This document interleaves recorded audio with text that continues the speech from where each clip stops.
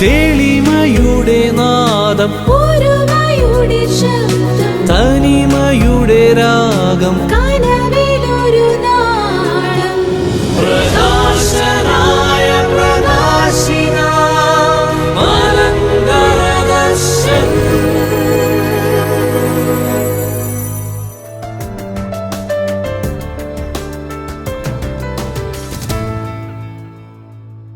ദൈവനാമത്തിൽ ഏവർക്കും സ്നേഹവന്ദനം.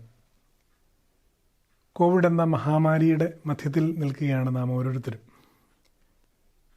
ചെറിയ ഇടവേളയ്ക്ക് ശേഷം വീണ്ടും സംഗീതവും ഞാനും എന്ന പ്രോഗ്രാമിലേക്ക് സ്വാഗതം. സാഹിത്യകാരനും പൊതുപ്രവർത്തകനും അതുപോലെ എഴുത്തുകാരനും ബാലസാഹിത്യ ഇൻസ്റ്റിറ്റ്യൂട്ടിൻ്റെ അംഗവും മുൻ അംഗവും അതോടൊപ്പം സ്കൂൾ പാഠപുസ്തക സമിതി അംഗവും ആയിട്ട് നമ്മുടെ മുൻപാകെ പ്രവർത്തിക്കുന്ന ഒരു വലിയ താലന്തിൻ്റെ ഉടമയാണ് ഇന്ന് നമ്മളോടൊപ്പം ഉള്ളത്, ശ്രീ എബി പാപ്പച്ചൻ സാർ. വളരെ സന്തോഷത്തോടുകൂടെ സംഗീതവും ഞാനും എന്ന ഈ പ്രോഗ്രാമിലേക്ക് സ്വാഗതം ചെയ്തുകൊള്ളുന്നു. പല ഗാനങ്ങൾ, അദ്ദേഹത്തിൻ്റെ ഗാനങ്ങളൊക്കെ കേൾക്കുവാനായിട്ട് ഭാഗ്യം ലഭിച്ചിട്ടുണ്ട്. പ്രത്യേകിച്ച് DSMC ആയിട്ട് ക്രമീകരിച്ചിട്ടുള്ളതായ ഗാനസ്മൃതി എന്ന പ്രോഗ്രാമിൽ സാറിൻ്റെ ഒരു ഗാനം കേൾക്കുവാനും അതിൻ്റെ അവതരണം കേൾക്കുവാനായിട്ടും ഇടയായിട്ടുണ്ട്. പല ഗാനങ്ങൾ അദ്ദേഹം ചിട്ടപ്പെടുത്തിയിട്ടുണ്ട്. അദ്ദേഹവുമായിട്ട് നമുക്ക് കുറച്ച് സമയം ഒന്ന് ചിലവഴിക്കാം.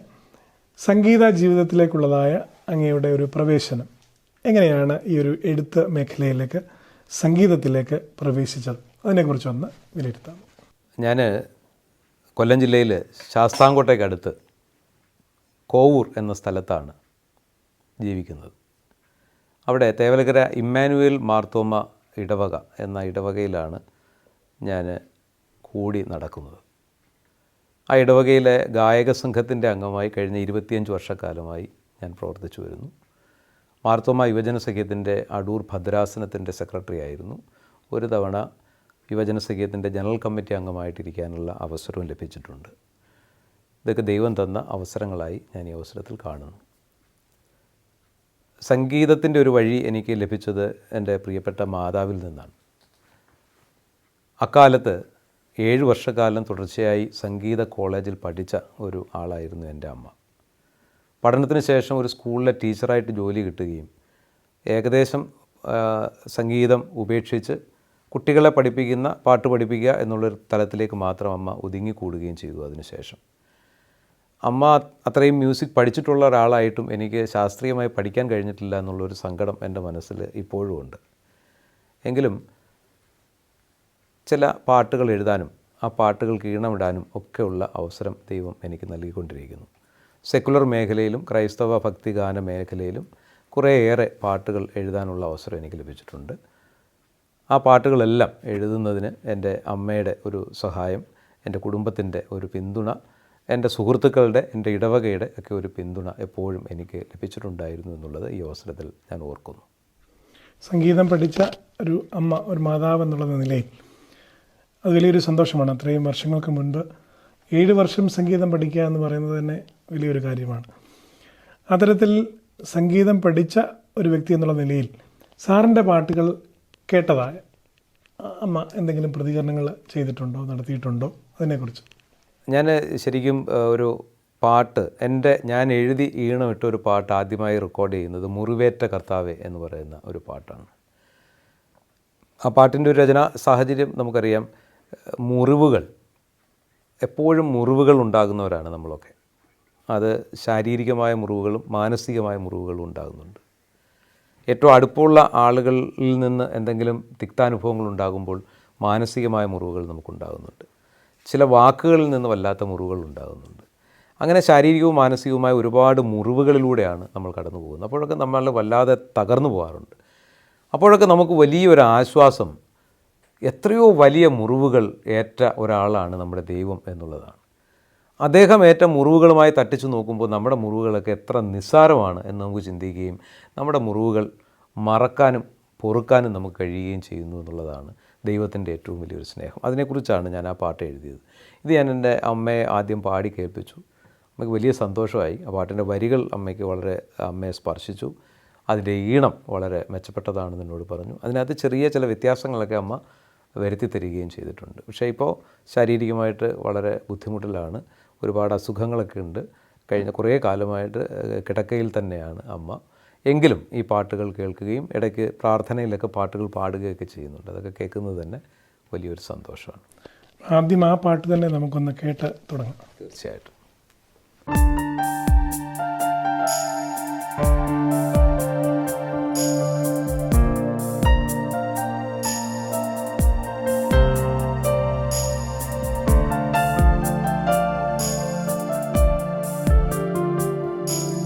മുറിവേറ്റ കർത്താവേ, മുറിവുകൾ നീ സുഖമാക്കണമേ. മുറിയുമെൻ ദേഹവും തളരും ഹൃദന്തവും മനസ്സലിവോടെ നീ കാണണമേ. മുറിയുമെൻ ദേഹവും തളരും ഹൃദന്തവും മനസ്സലിവോടെ നീ കാണണമേ. മുറിവേറ്റ കർത്താവേ,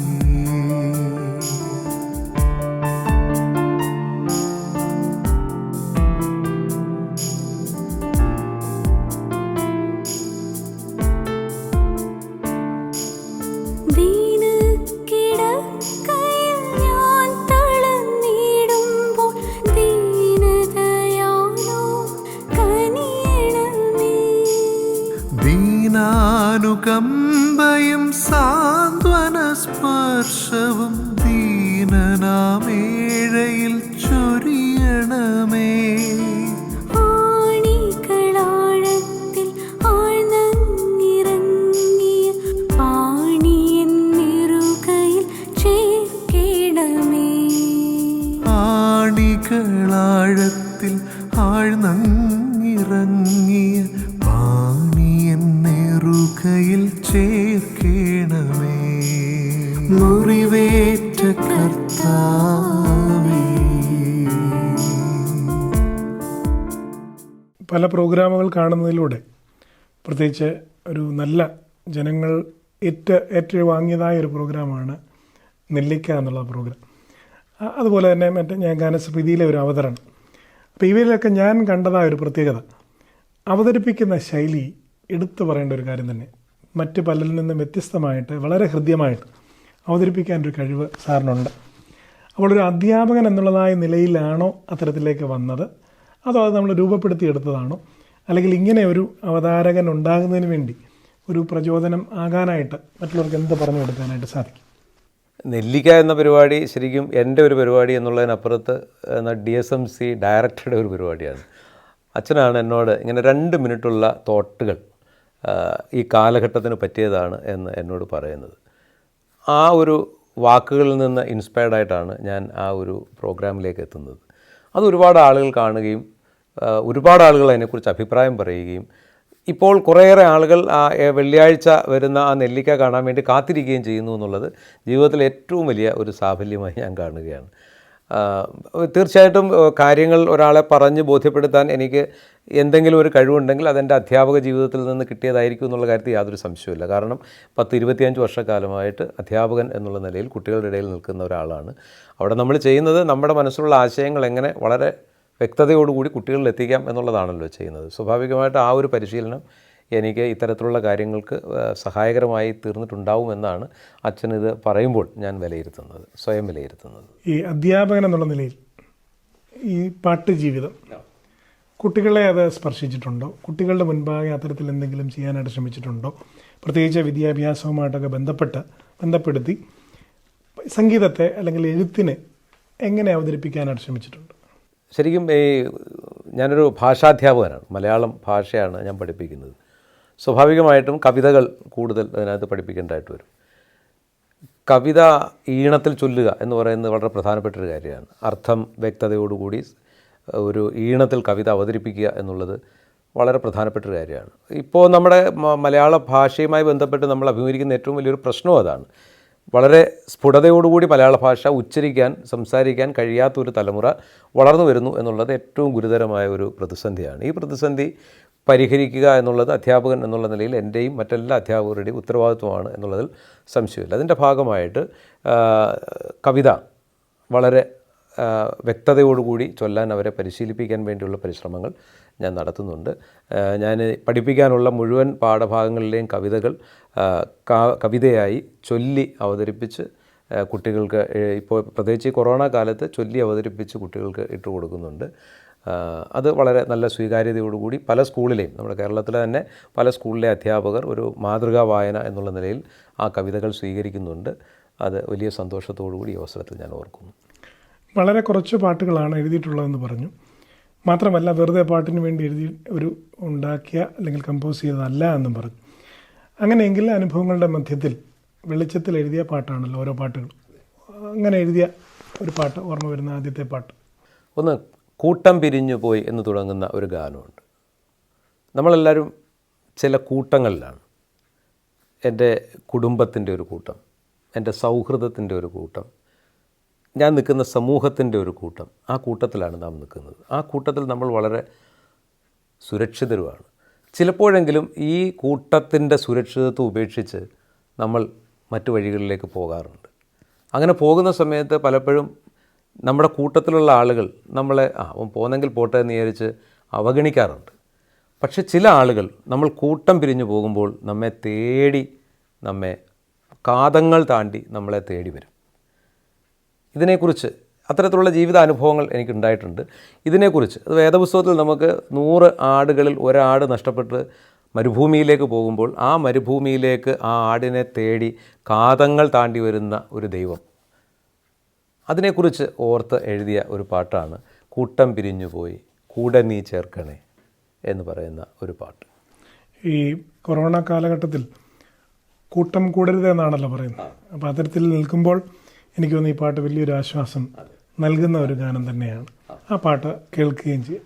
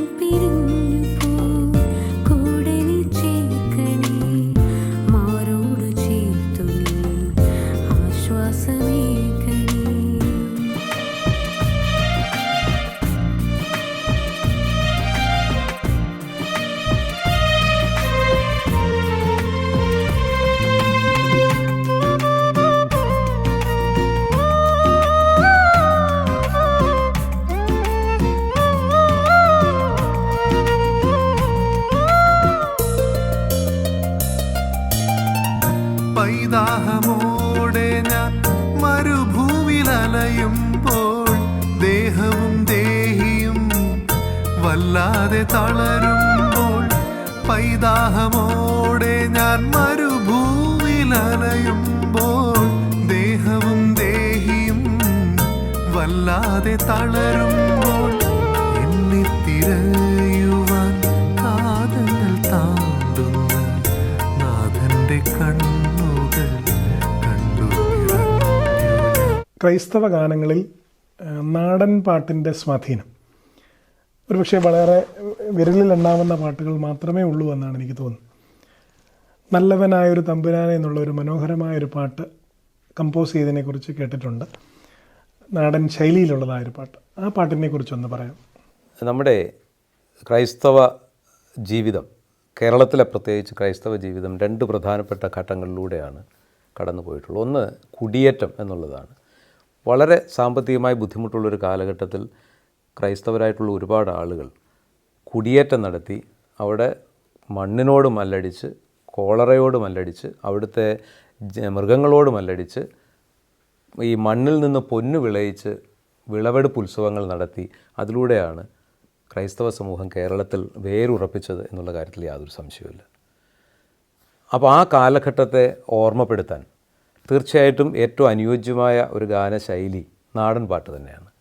കാരണം നാടിനോട് ചേർന്ന് നിന്ന് അധ്വാനിക്കുന്നതിൻ്റെ പാട്ടുകളാണ് അന്ന്. നമ്മുടെ നാടൻ പാട്ടിൻ്റെ ഒരു ചരിത്രത്തോട് പരിശോധിച്ചാൽ അധ്വാനിക്കുന്ന ജനവിഭാഗത്തിൻ്റെ പാട്ടായിരുന്നു നാടൻ പാട്ട്. കൊയ്യുന്ന സമയത്ത് കൊയ്ത്തുപാട്ട്, ഞാറ് നടുന്ന സമയത്ത് ഞാറ്റുപാട്ട്, വെള്ളം തേവുന്ന സമയത്ത് തേക്കുപാട്ട് എന്നിങ്ങനെ തൊഴിലുമായി ബന്ധപ്പെട്ട പാട്ടുകളായിരുന്നു ഉണ്ടായിരുന്നത്. അപ്പോൾ തീർച്ചയായിട്ടും കുടിയേറ്റത്തിൻ്റെ ഒരു കാലഘട്ടത്തിൽ ക്രൈസ്തവ സമൂഹം കേരളത്തിൽ നടത്തിയിട്ടുള്ള വലിയ കഠിനാധ്വാനത്തിൻ്റെ നാളുകളെക്കുറിച്ച് ഓർമ്മിക്കുവാൻ ഒരു നാടൻ പാട്ടിൻ്റെ ശൈലിയാണ് നല്ലത് എന്ന് തോന്നിയതിൻ്റെ അടിസ്ഥാനത്തിലാണ് ഞാൻ അങ്ങനെ ഒരു പാട്ട് കമ്പോസ് ചെയ്തത്. എൻ്റെ ഒരു പ്രിയ സ്നേഹിതൻ അഭിലാഷ് ആദി എന്ന് പറയുന്ന സ്നേഹിതൻ നല്ല ഒരു സുഹൃത്താണ്. നാടൻ പാട്ടിൽ ഫോക്ലോർ അക്കാഡമിയുടെ ഫെലോഷിപ്പ് കിട്ടിയ ഒരാളാണ്. അദ്ദേഹവുമായിട്ട് ഞാനിത് ഡിസ്കസ് ചെയ്തപ്പോൾ ഞാൻ ആ ഈണമിട്ട പാട്ടിന് ചില വായ്ത്താരികളും കൂടെയൊക്കെ ചേർത്ത് അദ്ദേഹം അത് മനോഹരമായി പാടുകയും ചെയ്തു. അത് സ്വീകരിക്കപ്പെടുന്നതിൽ വളരെ സന്തോഷം. അഭിലാഷ് ആദി ഈ പാട്ട് അവതരിപ്പിച്ചത് അല്ലെങ്കിൽ പാടിയതായ സമയത്ത് അദ്ദേഹത്തിൻ്റെ ഒരു അനുഭവം ഒക്കെ നമ്മൾ കേട്ടാൽ നമുക്ക് ഏറ്റവും സന്തോഷകരമായ ഒരു അനുഭവം തന്നെ. പ്രത്യേകിച്ച് നാടൻ പാട്ട്, ഒരു ക്രിസ്ത്യൻ നാടൻ പാട്ട് വളരെ കുറച്ച് മാത്രമേ ഞാനും കേട്ടിട്ടുള്ളൂ. അപ്പോൾ അദ്ദേഹത്തിൻ്റെ ഈ പാട്ട് ആദ്യമായിട്ട് പാടിയതായ സമയത്ത് അദ്ദേഹം മറ്റ് പാട്ടുകൾ പാടിയിട്ടുണ്ടോ എന്ന് എനിക്കറിയില്ല, ക്രൈസ്തവ ഗാനങ്ങൾ. അപ്പോൾ ഇത് പാടിയപ്പം ഈ പ്രത്യേകിച്ച് നാടൻ ശൈലിയിൽ ഈ പാട്ട് പാടിയപ്പോഴുള്ള അനുഭവം അദ്ദേഹത്തിൻ്റെ നാവിൽ നിന്ന് തന്നെ കേട്ടാൽ അതേറെ സന്തോഷമാണ്. അപ്പോൾ അദ്ദേഹത്തിൻ്റെ അനുഭവം കൂടെ ഒന്ന് പങ്കുവയ്ക്കും. അപ്പോൾ എൻ്റെ വലിയൊരു അനുഭവമാണ് ഇപ്പോൾ ഈ പാട്ട്, നല്ലവനായ ഒരു തമ്പുരാനെ എന്ന പാട്ട്. പ്രത്യേകിച്ച് ഒരുപാട് നാടൻ പാട്ടുകൾ പല വേദികളിൽ അവതരിപ്പിച്ചിട്ടുണ്ട്. പക്ഷെ ഇങ്ങനെ ഒരു ക്രിസ്തീയ ഫോക്ക് സോങ് അത് നല്ലപ്പോഴാണ് ഞാൻ പാടുന്നത്. അതിൽ വളരെയധികം എനിക്ക് ആനന്ദമുണ്ട്. കാരണം അതിൻ്റെ വരികൾ തീർച്ചയായിട്ടും നാടൻ പാട്ടുകളോട് അല്ലെ ഫോക്ക് സ്റ്റൈലിനോട് വളരെയധികം നീതി പുലർത്തിയിട്ടുണ്ട്. അപ്പോൾ അത് എനിക്ക് കൂടുതലായിട്ട് എനിക്ക് ഉൾക്കൊണ്ട് പാടാൻ കഴിയും. മറ്റ് കൊയ്ത്തുപാട്ട് സാറ് സൂചിപ്പിച്ചതുപോലെയുള്ള കൊയ്ത്തുപാട്ടുകളും നടിയിൽ പാട്ടും തേക്കുപാട്ടും ഒക്കെ പാടുന്ന അതേ ഈണത്തോടുകൂടി അതേ ഭാവത്തോടു കൂടി എനിക്ക് ഈ പാട്ട് പാടാൻ സാധിച്ചു. പിന്നെ തൊഴിൽ മേഖലയുമായി ബന്ധപ്പെട്ട പാട്ടുകളാണ് എന്ന് ഉള്ളത് വളരെ വ്യത്യസ്തമായിട്ടൊരു സംഭവമാണിത്. ഇത് തൊഴിലുമായിട്ട് ബന്ധപ്പെട്ട് ഇഴുകിച്ചേർന്ന കർഷക തൊഴിലാളികളുടെ പാട്ടാണ് ഇവിടെ ഈ വരിയിൽ വ്യക്തമാക്കുന്നത്. അവരുടെ കഷ്ടപ്പാടാണ്, അവരുടെ വേദനയാണ്. അവരെ ദൈവം ആ കാലത്തൊക്കെ രക്ഷിച്ചു. അവരെ കഷ്ടതയിൽ നിന്നും അതുപോലെ മഹാമാരിയൊക്കെ ഉണ്ടായപ്പോൾ അല്ലെങ്കിൽ തീരാ വ്യാധികളൊക്കെ ഉണ്ടായപ്പോൾ അതിൽ നിന്ന് രക്ഷിക്കണേ എന്ന് ദൈവത്തോടുള്ളൊരു പ്രാർത്ഥനയാണ്. അത് തീർച്ചയായിട്ടും എനിക്ക് പാടിയപ്പോൾ തന്നെ വല്ലാത്തൊരു അനുഭൂതിയാണ് മനസ്സിലുണ്ടായത്. ദൈവം നമ്മുടെ എല്ലാം രക്ഷകനായിട്ടുണ്ടാകും എന്നുള്ളൊരു പ്രാർത്ഥനയും കൂടിയാണ് ഈ പാട്ടിലൂടെ വിളിച്ചോതുന്നത്.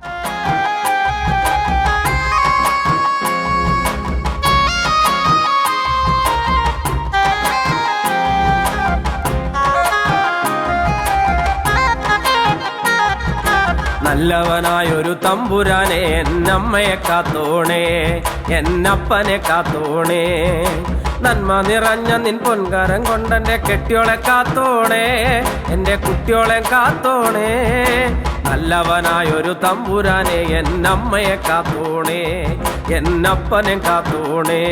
തകതാര തകതാര ദിത്തൈ താരാരാരോ, തകതാര താര താര ദിത്തൈ താരാരാരോ, തക തക താര തക താര ദിത്തൈ താരാരാരോ, തകതാര താര താര ദിത്തൈ താരാരാരോ. കാടേറിപ്പോയപ്പോൾ നീ എൻ്റെ ചാരത്ത് കാവലയുന്നവനല്ലേ, ആനയും കടുവയും കൂട്ടമായി വന്നപ്പോൾ ഒപ്പം നടന്നവനല്ലേ. കാടേറിപ്പോയപ്പോൾ നീ എൻ്റെ ചാരത്ത് കാവലയുന്നവനല്ലേ, ആനയും കടുവയും കൂട്ടമായി വന്നപ്പോൾ ഒപ്പം നടന്നവനല്ലേ. കോളറ കാലത്ത് കാലത്ത് ചാവാറായപ്പോൾ കൂട്ടായിരുന്നവനല്ലേ കപ്പയും ചേനയും കാച്ചിലും നട്ടപ്പം വിളവ് പൊലിച്ചവനല്ലേ എനിക്കെല്ലാം തന്നവനല്ലേ കോളറ കാലത്ത് ചാവാറായപ്പോൾ കൂട്ടായിരുന്നവനല്ലേ കപ്പയും ചേനയും കാച്ചിലും നട്ടപ്പം വിളവ് പൊലിച്ചവനല്ലേ എനിക്കെല്ലാം തന്നവനല്ലേ തകതാര തകതാരതിത്തൈ താരാരാരോ തകതാര താര താരതിത്തൈ താരാരാരോ തകതകതാര തകതാരതിത്തൈ താരാരാരോ തകതാര താര താരതിത്തൈ താരാരാരോ. ഈ കാലഘട്ടത്തിൽ ഈ അകന്നിരിക്കുക എന്നുള്ളതായ ഒരു സന്ദേശമാണ് കോവിഡ് നമുക്ക് നൽകുന്നത്.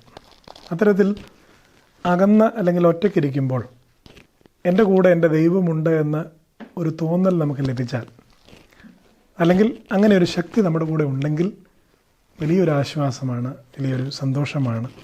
പ്രത്യേകിച്ച് ഈ ഒരു മഹാമാരിയുടെ സമയത്ത് അതൊരു ആശ്വാസമായിട്ടൊക്കെ നിൽക്കും. അത്തരത്തിലൊരു പാട്ട് ഉള്ളതായിട്ട് എനിക്കറിയാം. നിലാമഴയത്ത് എന്ന് തുടങ്ങുന്നതായൊരു ഗാനം ഉള്ളതായിട്ട് എനിക്ക് തോന്നുന്നു. ആ പാട്ടിനെക്കുറിച്ചും അതിൻ്റെ ഒരു അനുഭവത്തെക്കുറിച്ചും ഒന്ന് പറയാം.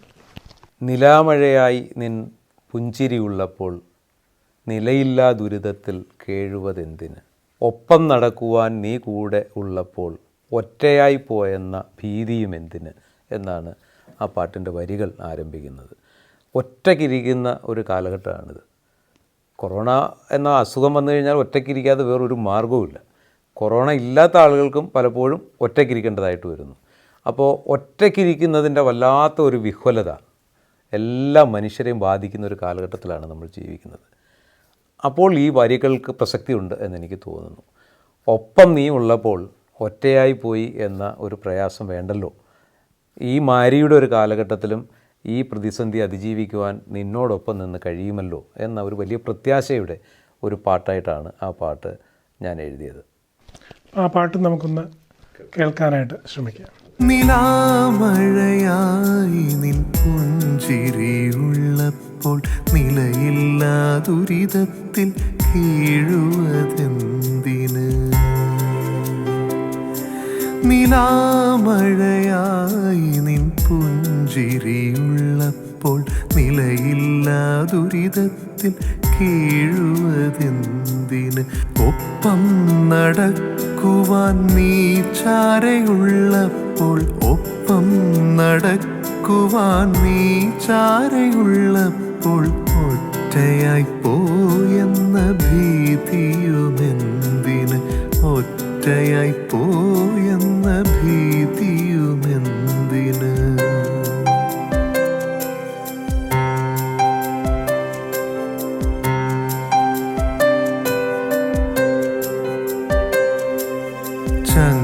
ചങ്കുപിളർന്നു നിൻ ചെന്നിണം വീണതാൽ പങ്കില പാപത്താൽ നീറുവതെന്തിന്, ചങ്കുപിളർന്നു നിൻ ചെന്നിണം വീണതാൽ പങ്കില പാപത്താൽ നീറുവതെന്തിന്, ചാരി നടക്കുവാൻ തിരുമാർവതുള്ളപ്പോൾ മാരിയിൻ നാളിലും തളരുവതെന്തിന്, ചാരി നടക്കുവാൻ തിരുമാർവതുള്ളപ്പോൾ മാരിയിൻ നാളിലും തളരുവതെന്തിന്.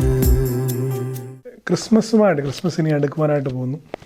അപ്പോൾ ക്രിസ്മസുമായിട്ട് ബന്ധപ്പെട്ട എഴുതിയ പാട്ടുകൾ കാണുമായിരിക്കും. അതിലെ ഒരു പാട്ടിനെക്കുറിച്ച്, അത് എഴുതാനുള്ള സാഹചര്യത്തെക്കുറിച്ചും അതിൻ്റെ ഒരു പ്രസൻറ്റേഷനെക്കുറിച്ചും ഒന്ന് പറയാം.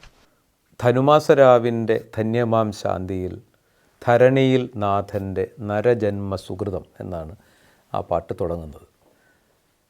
ശരിക്കും പറഞ്ഞാൽ ഈ ക്രിസ്മസ് എന്നെ സംബന്ധിച്ചിടത്തോളം സമ്മാനപ്പൊതികളുടെയും നക്ഷത്രത്തിൻ്റെയും ഒരു ഉത്സവമായിട്ടാണ് ഞാൻ കാണുന്നത്.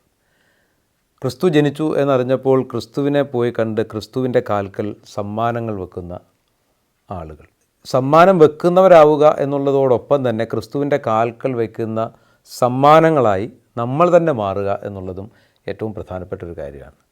അതുപോലെ തന്നെ നക്ഷത്രം, യേശുവിനെ കാട്ടിക്കൊടുത്ത നക്ഷത്രം, യേശുവിനെ കാട്ടിക്കൊടുത്തതിന് ശേഷം സ്വയം അപ്രസക്തമാകുന്ന നക്ഷത്രം, ആ ഒരു നക്ഷത്രത്തെ മാതൃകയാക്കിക്കൊണ്ട് നമ്മുടെ ഉത്തരവാദിത്വങ്ങൾ പൂർത്തീകരിച്ച് നമ്മുടെ ജീവിതത്തിൻ്റെ ഓരോ ഘട്ടത്തിലും ക്രിസ്തുവിനെ കാട്ടിക്കൊടുക്കുന്നവരായി ജീവിക്കുക, ഒരു നക്ഷത്രമായി തീരുക, ദൈവത്തിൻ്റെ സന്നിധിയിൽ വെക്കുന്ന ഒരു സമ്മാനമായി തീരുക എന്ന 2 വലിയ സന്ദേശങ്ങളാണ് ക്രിസ്മസ് നമ്മുടെ മുന്നിൽ വെക്കുന്നത്. അതുകൊണ്ടാണ് അത്തരത്തിലുള്ള ഒരു ഗാനം, നിൻ കാൽക്കൽ വെക്കുന്ന സമ്മാനമാകുവാൻ എന്നെ ഒരുക്കണമേ. മറ്റുള്ള മനുഷ്യർക്ക് ദൈവത്തെ കാട്ടിക്കൊടുക്കുന്ന ഒരു നക്ഷത്രമായി തീരുവാൻ എന്നെ ഒരുക്കണമേ എന്നാണ് ആ പാട്ടിലൂടെ ഒരു പ്രാർത്ഥന പോലെ പറയാൻ ആഗ്രഹിക്കുന്നത്. ഈ പാട്ട് ഗാനസ്മൃതിയിൽ വന്നതായ ഒരു പാട്ടും കൂടെയാണ്. അത് നമുക്കൊന്ന് ശ്രവിക്കാം. അനുമാസരാവിൻ്റെ ധന്യമാം ശാന്തിയിൽ ധരണിയിൽ നാഥൻ്റെ നരജന്മസുഹൃതം രാക്കുളിർക്കൂട്ടിൽ കാവലായി കാലികൾ രാജപുരോഹിത തിരുവവതാരമാ. ധനുമാസരാവിൻ്റെ ധന്യമാം ശാന്തിയിൽ ധരണിയിൽ നാഥൻ്റെ നരജന്മസുഹൃതം രാക്കുളിർക്കൂട്ടിൽ കാവലായി കാലികൾ രാജപുരോഹിത തിരുവവതാരമാ. ഉയരങ്ങളിൽ എന്നും തിരുനാമം നിറയുന്നു, ഭൂമിയിൽ ഞങ്ങളിൽ നിൻ ശാന്തി നിറയുന്നു. ഉയരങ്ങളിൽ എന്നും തിരുനാമം നിറയുന്നു, ഭൂമിയിൽ ഞങ്ങളിൽ നിൻ ശാന്തി നിറയുന്നു.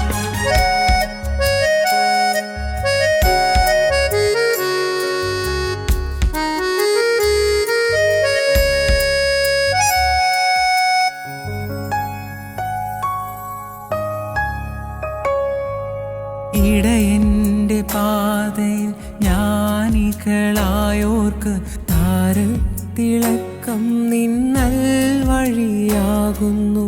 ഇടയൻ്റെ പാതയിൽ ജ്ഞാനികളായോർക്ക് താരത്തിളക്കം നിൻ നൽവഴിയാകുന്നു. ഇടറുന്ന ചരണങ്ങൾ ദീപമായി താരകം ജേതാവിനെ പോലെ മുന്നിൽ ഗമിക്കുന്നു. ഊരിരുൾ മൂടിയ ജീവിതയാത്രയിൽ താരകമാകുവാൻ നീ തുണയേകൂ. ഊരിരുൾ മൂടിയ ജീവിതയാത്രയിൽ താരകമാകുവാൻ നീ തുണയേകൂ.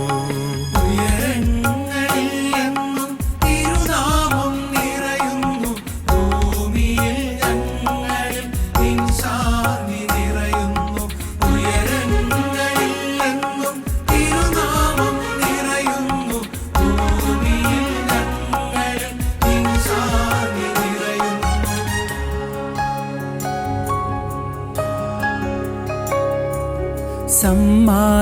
സമ്മാനപ്പൊതിയുമായി നിന്നെ പുണരുവാൻ എത്തുന്നു മാലോകർ പൂനിലാവിൽ. സമ്മാനപ്പൊതിയുമായി നിന്നെ പുണരുവാൻ എത്തുന്നു മാലോകർ പൂനിലാവിൽ. കുന്തിരിക്കത്തിൻ്റെ ദിവ്യസുഗന്ധവും പൊന്നിൻ തിളക്കാവും പുൽക്കൂട്ടിൽ നിറയുന്നു.